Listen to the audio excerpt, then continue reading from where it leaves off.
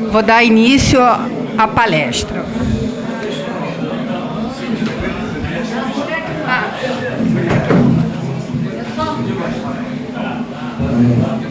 A minha apoiadora da Queria agradecer a presença de todos os colegas aqui presentes nessa palestra sobre a norma técnica da ABNT 16.280.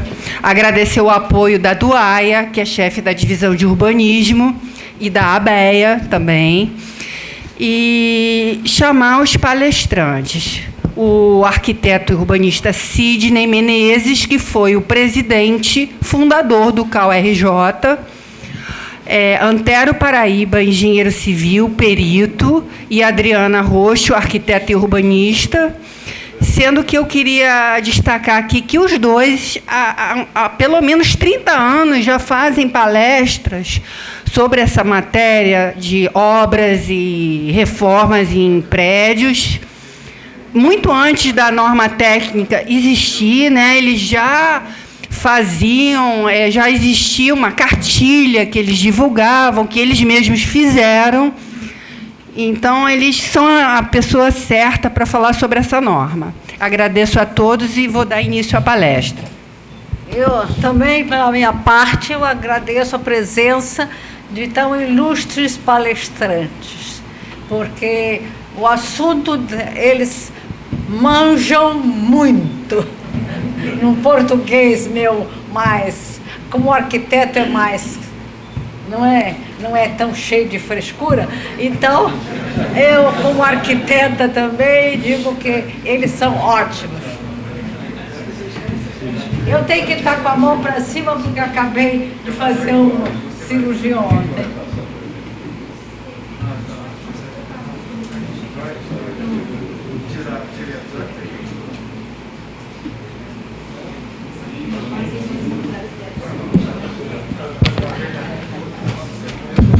Bom, boa noite a todos os colegas. É sempre bom a gente estar no Clube de Engenharia, podendo conversar com os colegas e vários amigos que eu reencontro aqui nessa oportunidade, para falar de um tema que tem a maior importância para a prática profissional e para o mercado da atividade, quer do engenheiro, quer do arquiteto.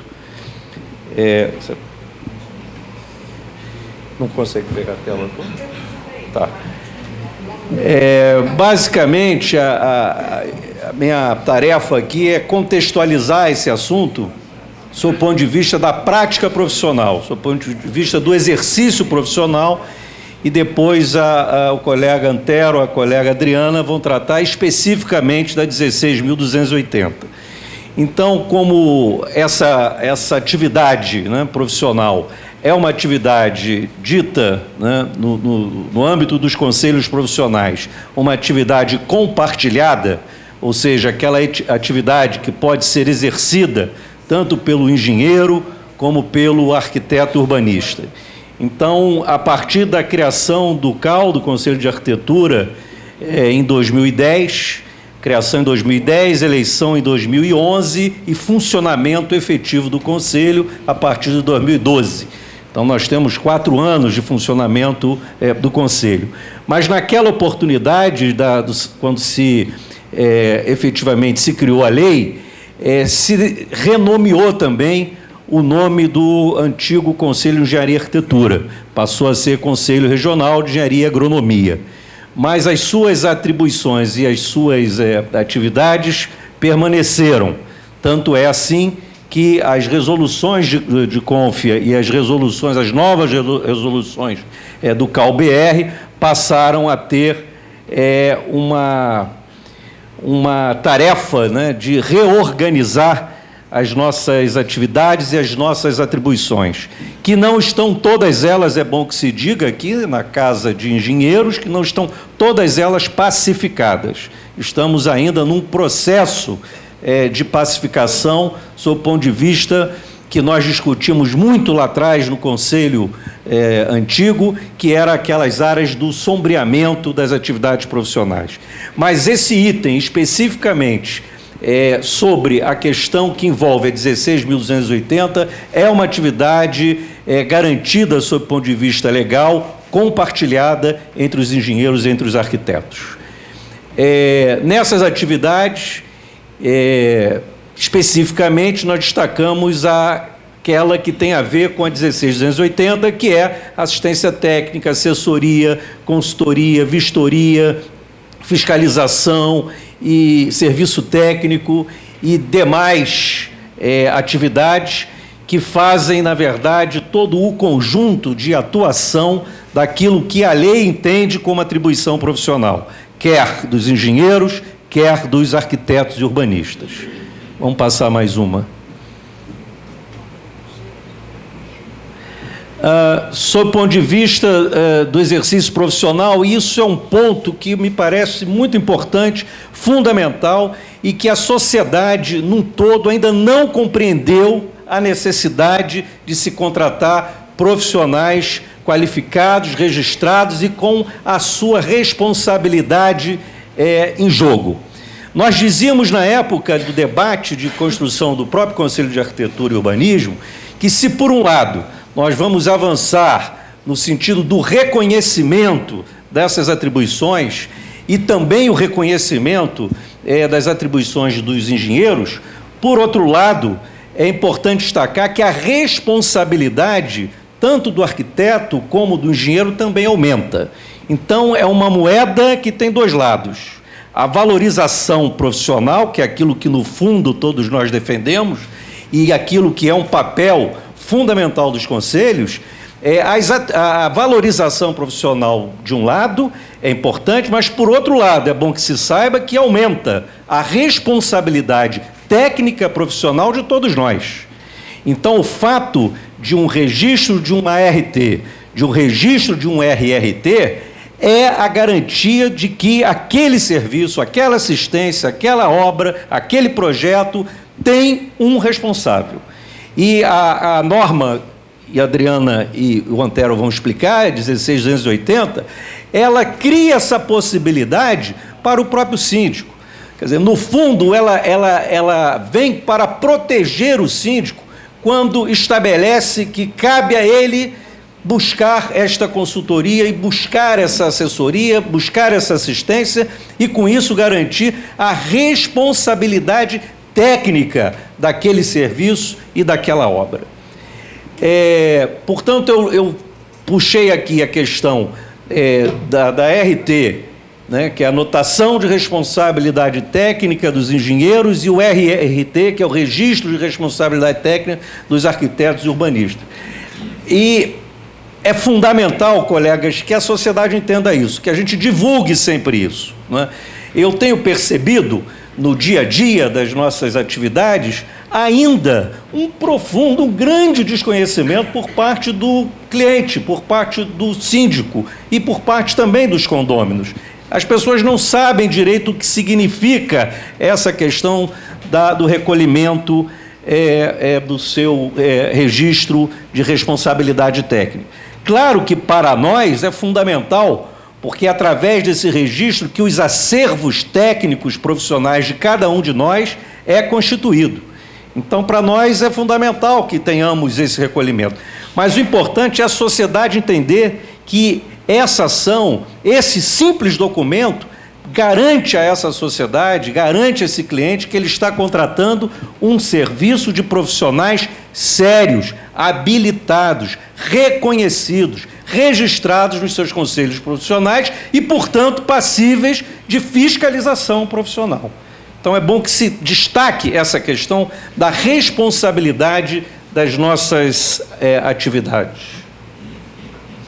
E aí, falando na fiscalização, evidentemente que existe esse papel de fiscalização dos conselhos, não é? Claro que não pode ser um papel com objetivo arrecadatório, evidente que não pode ser uma fiscalização dirigida em cima daqueles que estão no mercado, desenvolvendo suas atividades e produzindo o seu trabalho.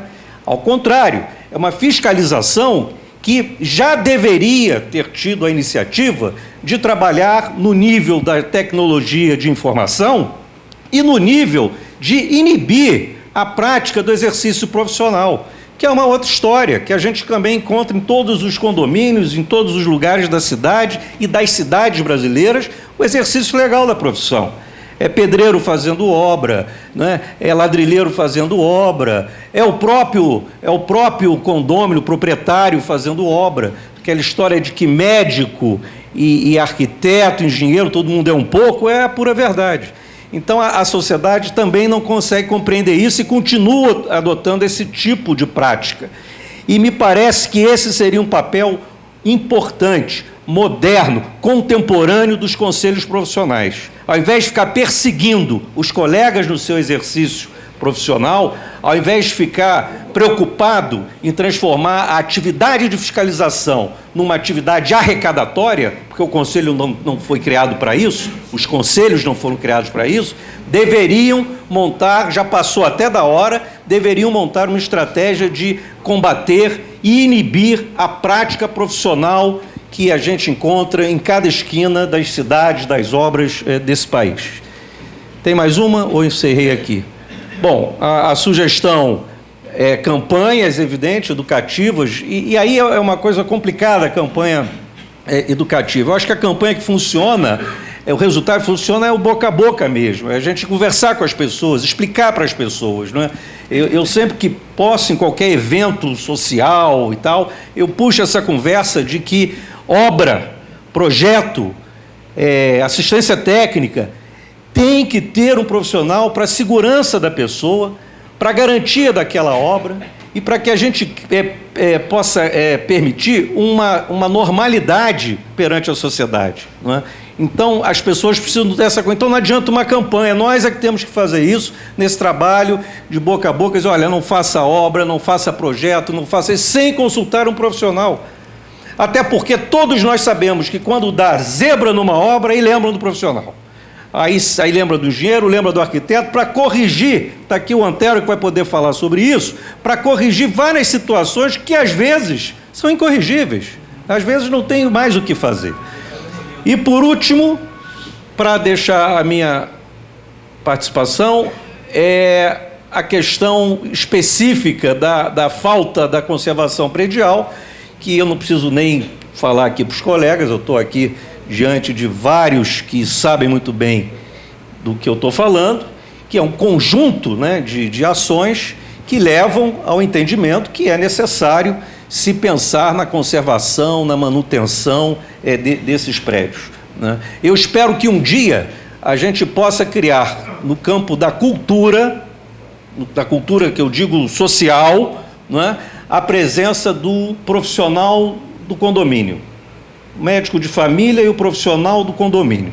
É aquele arquiteto, aquele engenheiro que possa prestar uma consultoria permanente àquele prédio, né? Nós estávamos aqui conversando há pouco sobre vários exemplos, né, que eu não vou falar porque o Antero vai falar sobre isso, né, de situações que, se tivesse uma simples assessoria de um profissional, um condomínio, por exemplo, não teria contratado uma empresa que sequer tem registro no Conselho de Engenharia ou no Conselho de Arquitetura, sequer tem um profissional responsável por aquele serviço. E olha o que tem de empresa por aí, prestando serviço a condomínios, prestando serviço a condôminos. Nessa situação, não está no gibi, né? E é claro que nós temos uma parcela de culpa, sim, porque nós estamos sendo, no mínimo, coniventes ou omissos com essa situação. Nós, profissionais do ramo, precisávamos reagir a isso, independente das nossas entidades e das nossas instituições. Não podemos ficar esperando que isso aconteça. Nós temos que fazer esse trabalho para garantir aquilo que eu disse no início, que é a responsabilidade profissional de cada um. E, agora sim, por último, a questão, já entrando um pouco aí na 16.280, que é essa novidade. Quer dizer, que não tem novidade nenhuma, mas passa a ser uma novidade, até porque a norma está 1 ano e meio, 2 anos, não é isso, em vigência, mas é a novidade para os síndicos, né? Quando você conversa com o síndico, e eu acho que esse é um grande desafio, tarefa até que nós teríamos aqui, se pudesse assim dizer, que é de nós chegarmos juntos aos síndicos. Os síndicos precisam saber que essa norma existe e que essa norma não é cumprida. nós precisávamos montar uma estratégia de chegar a esses síndicos e dizer para esses síndicos que existe a norma, que existe uma série de questões que precisam ser colocadas.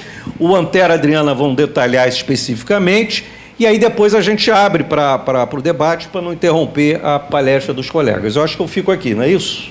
Então, passo direto aqui para a Adriana e depois para o Antero. Muito obrigado.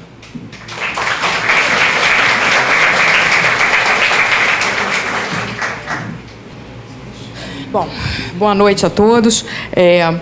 Nós vamos falar dessa norma, nós já falamos diversas vezes, algumas pessoas aqui já viram isso antes. Nós já fizemos essa palestra no clube, mas na primeira vez que nós fizemos houve uma falha na projeção, nós tivemos que acabar a palestra assim no gogó, porque não deu. Houve uma falha, mas vamos tentar hoje chegar até o final falando sobre a 16.280, que, como o Cisney falou, não trouxe nada de novo, apenas ela juntou dentro de uma norma coisas que já existem, que já são obrigação das pessoas, né? Já é estabelecido por legislação, né, que ninguém pode fazer obra causando danos a terceiros. Então, a obra de nenhuma pessoa, né, as modificações e alterações feitas numa edificação podem causar danos ou prejuízos aos demais. Isso é da lei, não foi a norma que inventou. A norma apenas trouxe essas situações todas para um único documento para esclarecer melhor isso para todo mundo, para os profissionais e para os contratantes. Bom, então vamos falar aí um pouquinho de como surgiu essa norma e o que ela pretende. Bom, boa noite a todos. Antes de começar a minha parte aí, eu ressalto que nós estamos falando para colegas, engenheiros, arquitetos. Tem síndicos também nesse auditório, tá?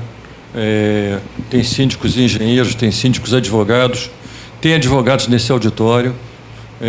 Então, a nossa linguagem vai ser para todos. Conheço a maioria aqui desse auditório. Colegas com quem eu aprendi, colegas que eu tive a oportunidade de transmitir também alguma coisa, tá? E síndicos amigos. Bom, essa norma, ela vem socorrer a sociedade numa parte em que ela é agredida em edificações com obras mal conduzidas. Há uma cultura... Tá. Há uma cultura, há uma falsa cultura na sociedade sobre da porta para dentro, tudo é meu, da porta para dentro mando eu. Quer dizer, isso é uma coisa assim, é uma ideia geral e errada que as pessoas têm. Estou me referindo a unidades em condomínio, né, em edificações de condomínio. E aí vem da porta para dentro, eu tenho... Da porta para dentro eu tenho estrutura que pertence a todo o condomínio, não pertence ao dono do apartamento. Ninguém no apartamento pode dizer eu sou dono desse pilar, e se eu sou dono desse pilar, eu corto ele e acabo com o edifício todo. Dentro do apartamento tem vigas que, coitadas, como sofrem, né? Elas dão... As pessoas cortam um pedacinho de nada de baixo só para passar o ar-condicionado ou caber um armário. Eu vi até uma situação agora diferente. A